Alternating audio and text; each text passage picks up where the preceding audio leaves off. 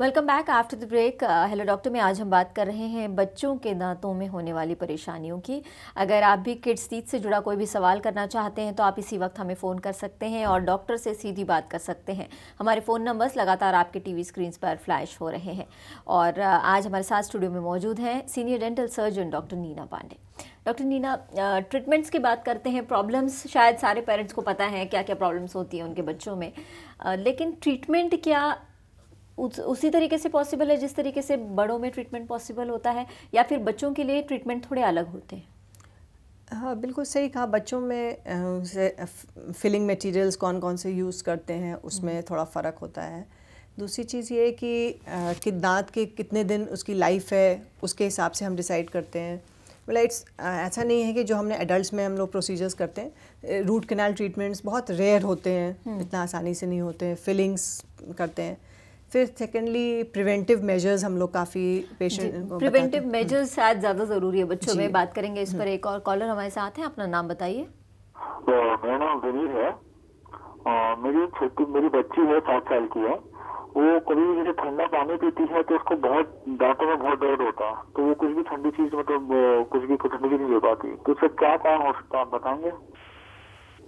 ठंडी चीज़, अगर 7 साल की बच्ची है, ठंडी चीज़ कोई भी लेती हैं तो दांतों में दर्द होता है,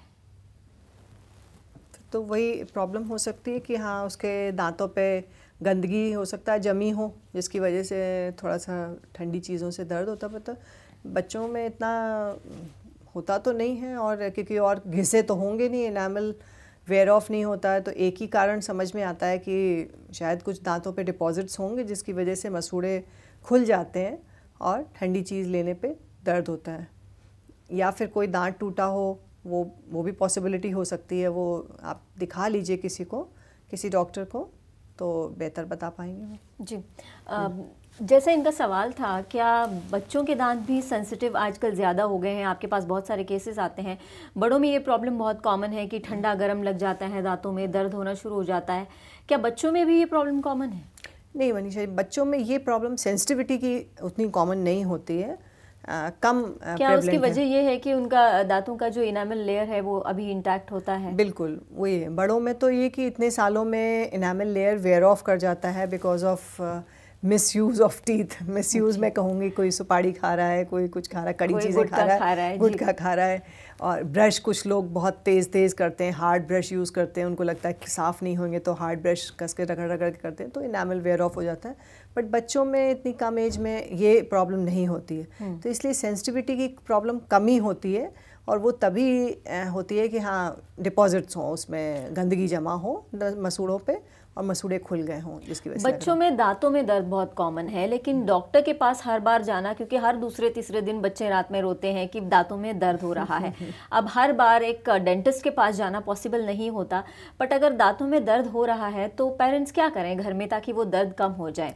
बहुत सारे ये लोग मानते हैं, जो हमारे ट्रेडिशन रहा है, मानते हैं कि लौंग मुँह में देने से थोड़ा दांतों का दर्द कम हो जाता है।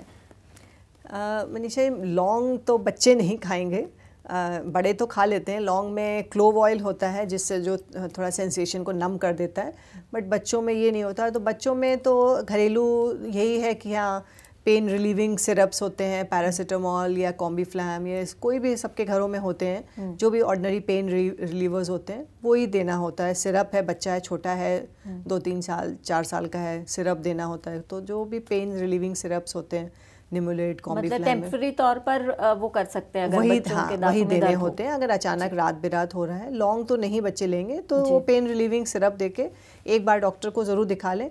देखिए क्या होता है कि दांतों में अगर गड्ढे हो रहे हैं, कैविटीज़ हो रही हैं, तो उनमें उन बच्चों को ज़रूर रात में दर्द होता है, क्योंकि खाना डिपॉजिट्स उसमें फंसा रह जाता है। तो ये नहीं करें पेरेंट्स की दे दे पेन किलर, रिलीफ हो गया और फिर भूल गए। ज़रूर दूसरे दिन डॉक्टर को जाके ज़रूर दिखाएं, क्योंकि हो सकता है कोई सीवियर प्रॉब्लम आगे चलकर हो, कैविटी हो। डॉक्टर नीना, आप हमारे स्टूडियो में आई, thank you so much. Welcome.